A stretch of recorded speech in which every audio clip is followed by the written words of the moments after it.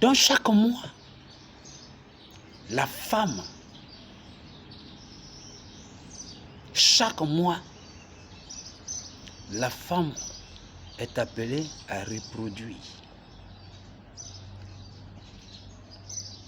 C'est pour cela qu'on parle des cycles. On parle des cycles menstruels. C'est les œufs. Leur vie, quand ils sortent, ils n'ont qu'une semaine. Et la semaine, s'il n'a pas reçu le spermatozoïde, alors il est détruit. Et la femme fait ses menstrues. On dit qu'elle est indisponible. Elle est indisposée. Elle est indisposée. Donc elle fait des nettoyages parce que l'impureté est là. C'est la saleté. C'est pourri. C'est une vie qui vient d'être détruite comme ça. Et chaque mois, il y a la vie qui est détruite en elle. Mais pour que la vie puisse continuer, il faut le gamète mâle qui vient et qui lui donne encore la possibilité. Et c'est ce que Dieu fait, qu'on appelle la renaissance. Donc l'esprit que Jésus a répandu sur l'Église, c'est l'esprit pour reconduire. C'est ce qu'on appelle une action de grâce. Donc nous sommes sauvés par la grâce, par le moyen de la rédemption. Le moyen là, c'est l'esprit d'adoption pour instruire. Les instructions que je donne pour vous instruire. L'adoption, l'esprit d'adoption qui instruit, qui vient de Dieu.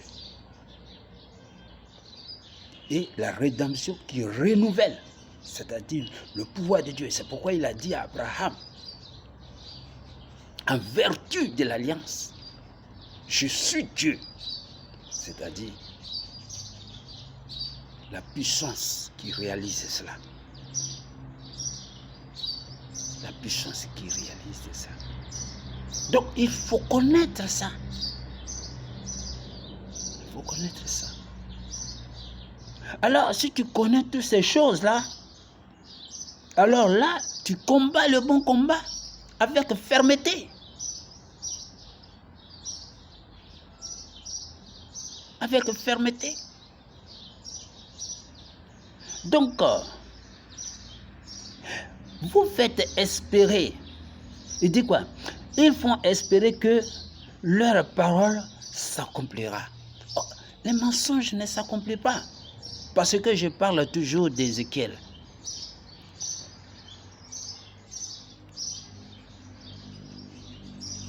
Je parlais tout à l'heure, c'est coupé. J'ai reconduit. Mais je continue à parler.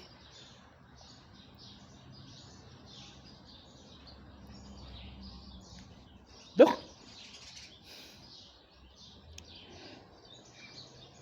quand tu n'es pas allé à la brèche, quand tu n'es pas ici, comme il est dit, vous n'avez pas entouré d'un mur la maison d'Israël pour demeurer fermement dans le combat de ce jour de la grâce, alors vous faites quoi?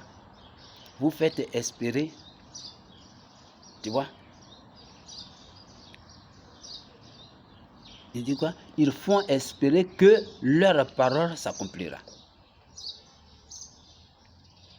C'est-à-dire que vous allez montrer à vos fidèles dans vos églises que votre parole va s'accomplir. Donc ils vont se donner à ces fausses espérances. À ces fausses espérances qui sont couramment, telles qu'on dit déjà, ils ont le salut. quand on leur dit que vous avez le salut, quel que soit le péché que vous faites.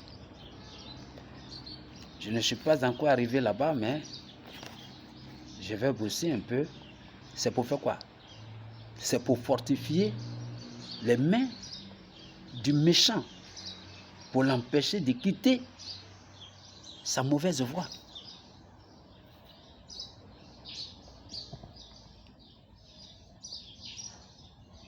Ouais. Vous êtes né avec le salut. C'est-à-dire depuis votre naissance. Voyez-vous? Voyez-vous? Des mensonges comme ça. Parce que vous ne comprenez même pas les dires de Paul quand il parlait dans le livre de Corinthe. Où il a dit que mon esprit et votre esprit s'unissent pour que cet homme qui a fait ce péché soit livré à Satan pour la destruction de sa chair, que l'esprit soit sauvé. Il n'a pas dit lui son esprit, pour que l'esprit du corps, parce qu'il s'agit du corps, la maison de Dieu, on sauve. On sauve.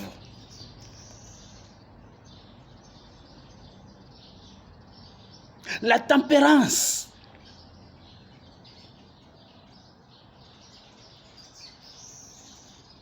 On sauve. Pour que l'impureté ne saisisse pas les autres. Pour que le mal ne contamine pas.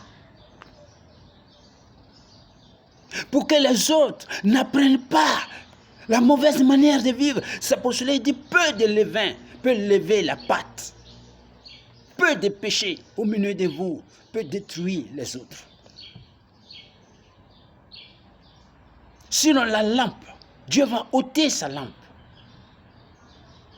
Et c'est sa lampe qui est l'esprit. Parce que l'esprit va être attristé.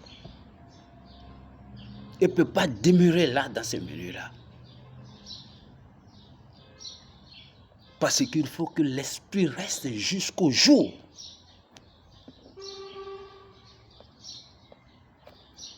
du rétablissement de toutes choses. L'esprit est là pour travailler. C'est l'esprit de Dieu qui guide, qui dirige l'Église.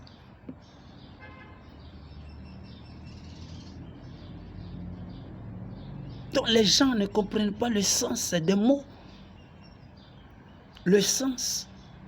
Et ils entendent comme leur cœur le désir pour encourager les gens dans le mal.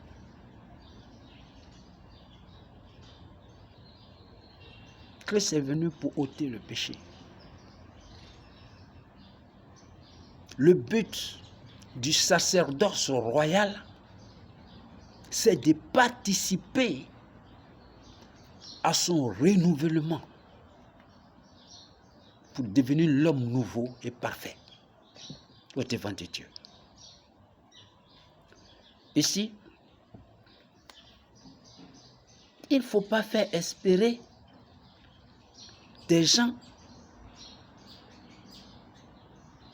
dans des fausses espérances.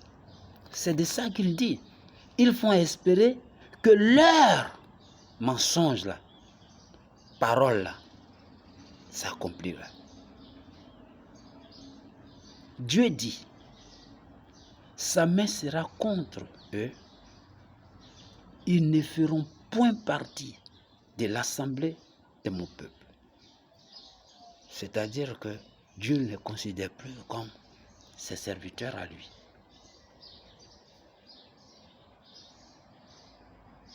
Ils ne seront pas inscrits dans le livre de la maison d'Israël. Ici, il parle de la maison d'Israël, mais en réalité, leur nom n'est plus parmi le peuple de Dieu. Parce que sur le cœur, ici, là, de Jésus-Christ là se trouve ce qu'on appelle le tumum. Le tumum, ce sont des noms de la tribu des héritiers de la promesse. Donc, tous les héritiers de la promesse, ils sont représentés ici comme tumum dans le cœur du Seigneur. C'est sa postérité qu'il veut sauver là, dont leur nom est là, gravé.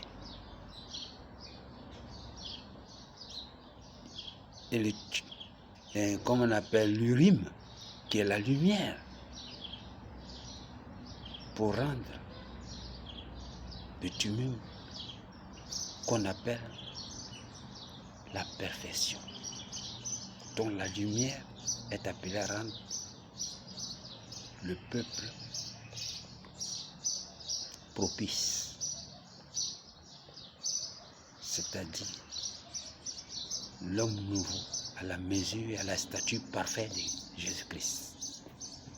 C'est ce travail-là que nous amenons le corps de Christ à réaliser. Dieu dit, sa main sera contre eux. Vous voyez? Donc, ils font la guerre à Dieu. Quand tu mens, tu fais la guerre à qui? À Dieu. Alors, je vais continuer. Verset 10, il dit ici, paix. Quand il n'y a pas de paix, c'est-à-dire, ils disent paix là où il n'y a pas de paix. Et mon peuple bâtit une muraille et eux, et la couvre de plâtre. Ça, c'est des instructions. Parce que la muraille, quand on parle de la muraille, c'est la postérité, ce sont les enfants de Dieu qu'on appelle la muraille. Les apôtres sont le fondement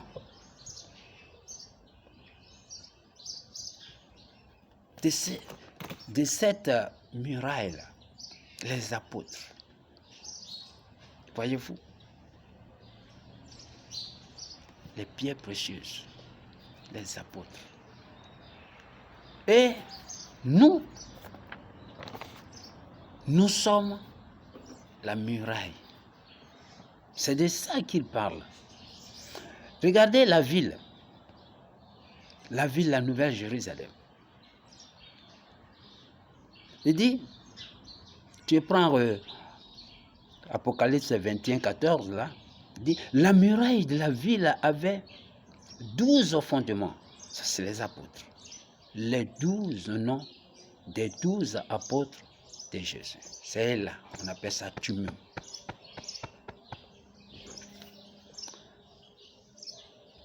La ville sainte qui descendait du ciel d'auprès de Dieu.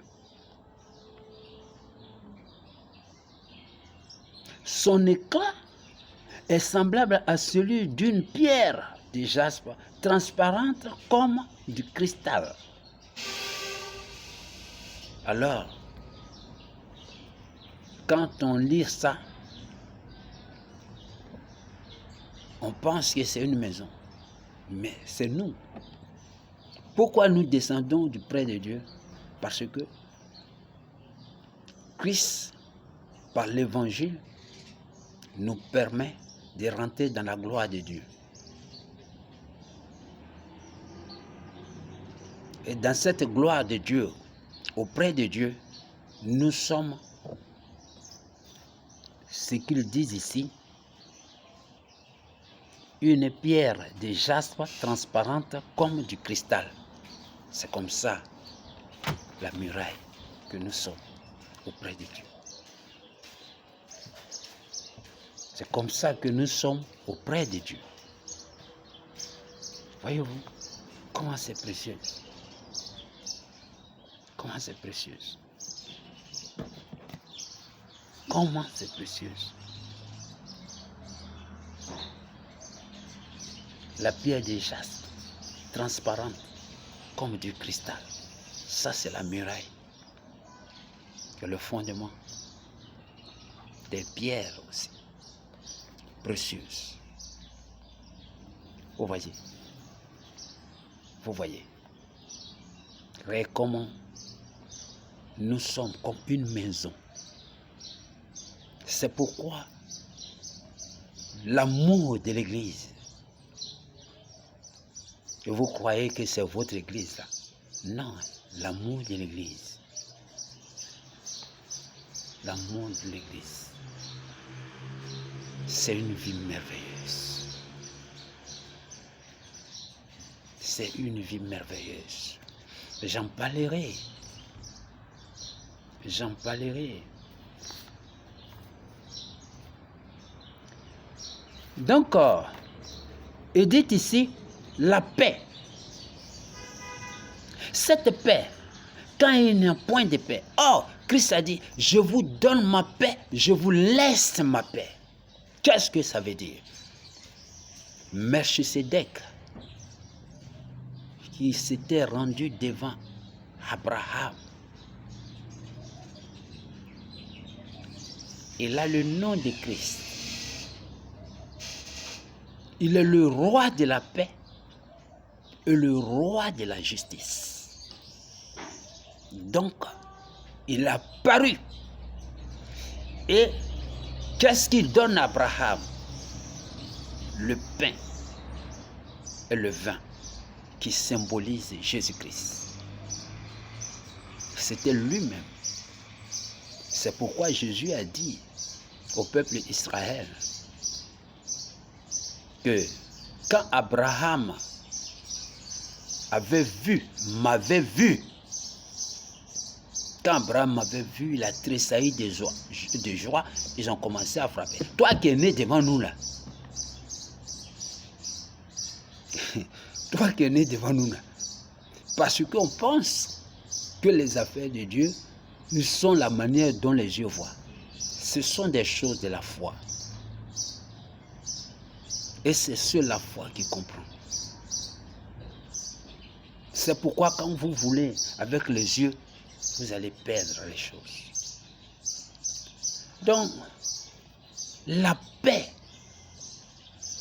il redit ça ici. Je suis la paix, je vous donne ma paix. Donc, voilà la liberté. Celui qui croit à la vérité, il sera réellement libre. La liberté. Mais vous dites ici, paix, quand il n'y a point de paix. Voyez-vous? Tu ne peux pas prêcher la bonne nouvelle sans connaître réellement les motifs de la bonne nouvelle. Tu rencontres quoi? L'argent et la bonne nouvelle. Les rois de ce monde, ils en ont ça. Le diable était venu vers Jésus-Christ, il a dit que si tu te procèdes devant moi, je te donne tout ça. Mais ce n'est pas ça que Jésus est venu chercher. Jésus est venu pour nous reconduire en éternité. Et c'est le but. Alors, ici, les gens ont aimé le pain et ils ont aimé le sorgho à cause de quoi? Ils ont aimé ça. Et ils ont méprisé cette nouvelle, bonne nouvelle. Ce qui fait d'eux des faux prophètes, des faux pasteurs. Oui. Aujourd'hui, ils sont heureux, mais ils sont assis sur leur propre feu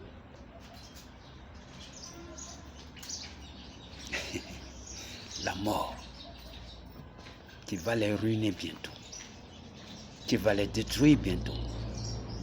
Parce que ils ont affaire contre Dieu, pas contre l'homme. Donc moi, j'ai abandonné ces communautés qui ont refusé le Saint-Esprit, l'ordre du Saint-Esprit, et pour de l'argent. Je parle là, il y a des gens qui vivent, c'était devant eux. Et eux parlent du Saint-Esprit, mais vous ne connaissez pas le Saint-Esprit. Vous l'avez déjà renié. Vous l'avez déjà renié.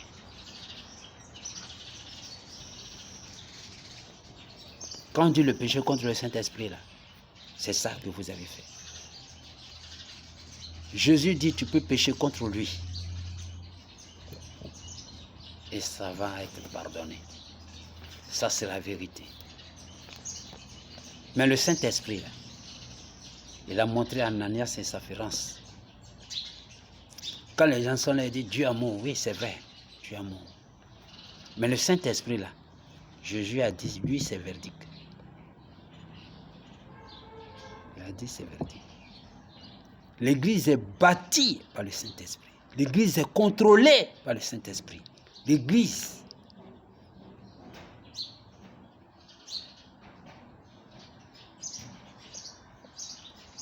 Tout c'est fait par la main de Christ. Et c'est la main de Christ qui est le Saint-Esprit.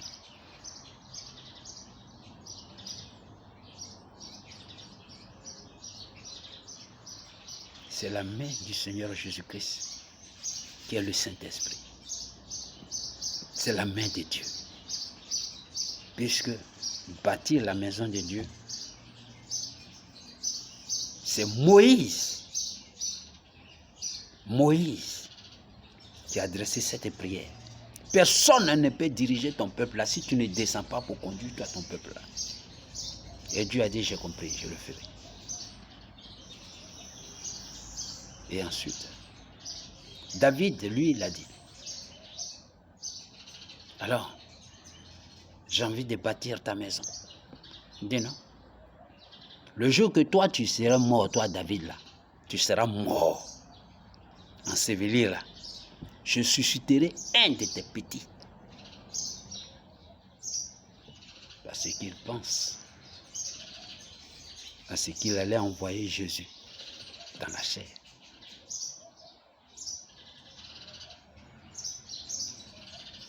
Voilà. Donc, les gens croyaient que c'était Salomon. Mais c'est David lui-même qui a nommé Salomon. Mais il dit, quand tu seras mort, je te bâtirai, il dit, je te bâtirai une maison qui te sera pour toujours, qui te sera assurée. Donc l'Église est sans le secours d'aucune main et qui frappe le pouvoir de la terre et qui fait écrouler le pouvoir de la terre et qui grandit et qui subsiste éternellement. Donc personne ne peut contre l'Église. Ce que vous avez construit là, ça c'est pour vous-même. C'est ce qu'il est dit ici. Il a affaire à vous. Parce que vous voulez servir Dieu et vous ne vous mettez pas à la brèche et vous ne cherchez pas à respecter les données de la chose. Donc, vous luttez contre qui? Vous luttez contre vous-même. C'est pourquoi il a dit, il dit ici que, à partir du verset 11, il la couvre de plâtre. Il dit de paix quand il n'y a point de paix, et mon peuple bâtit une muraille, et eux, il la couvre de plâtre. Le plâtre. Le plâtre peut faire quoi? Il a dit, à Abraham, en vertu de l'alliance, je suis ton Dieu et le Dieu de ta postérité. Donc, la postérité est couverte par quoi? Le propitiatoire. Propitiatoire, c'est-à-dire ce qui rend propice. C'est Dieu lui-même. C'est la couverture qui couvre la muraille.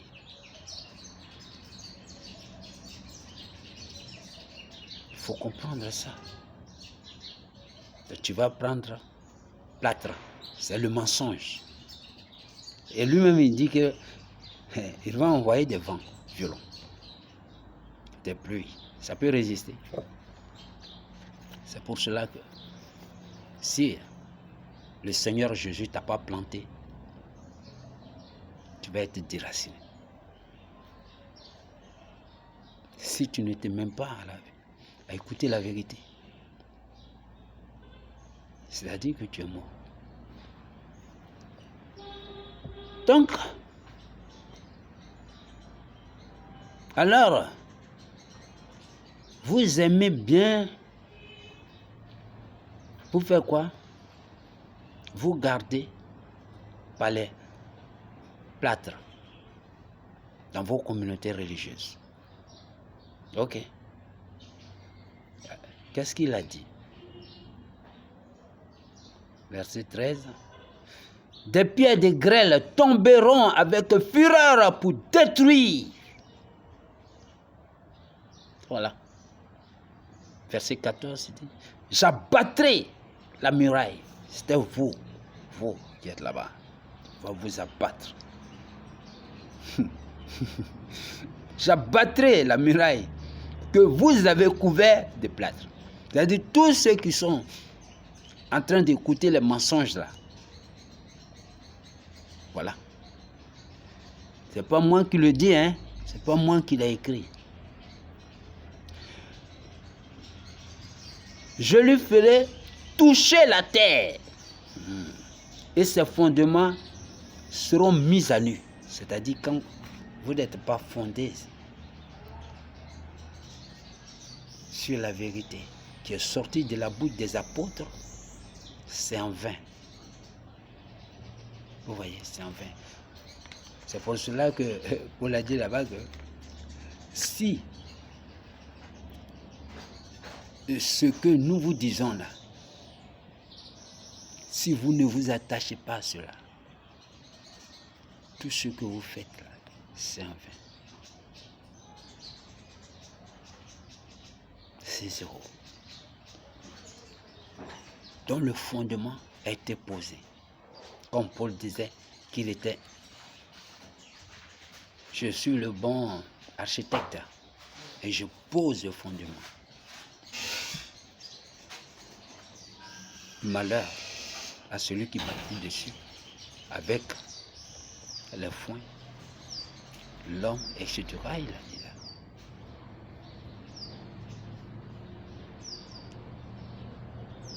Donc la manière, prenez garde à la manière dont vous bâtissez dessus.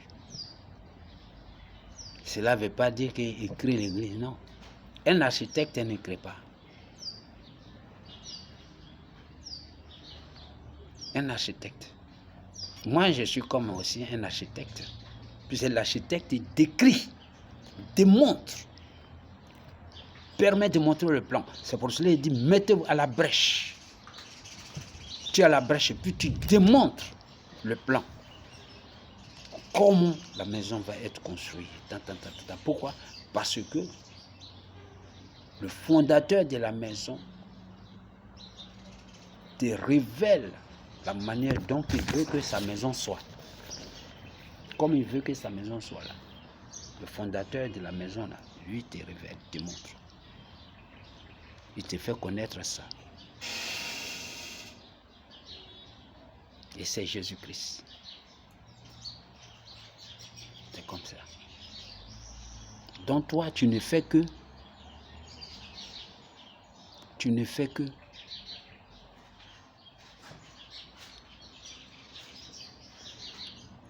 dire, informer, instruire, nourrir la dispensation.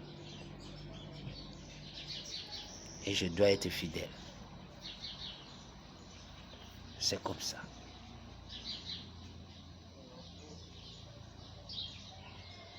Aquin s'est dit, la colère contre la muraille et contre ceux qui l'ont couvert.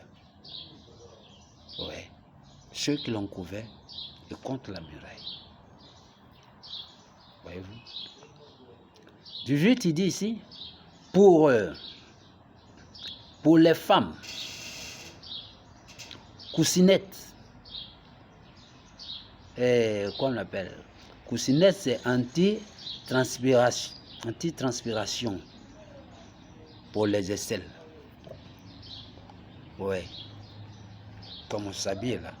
Et pour que quand tu es au milieu, des gens, la transpiration, l'odeur ne doit pas indisposer les autres. Donc c'est les femmes là.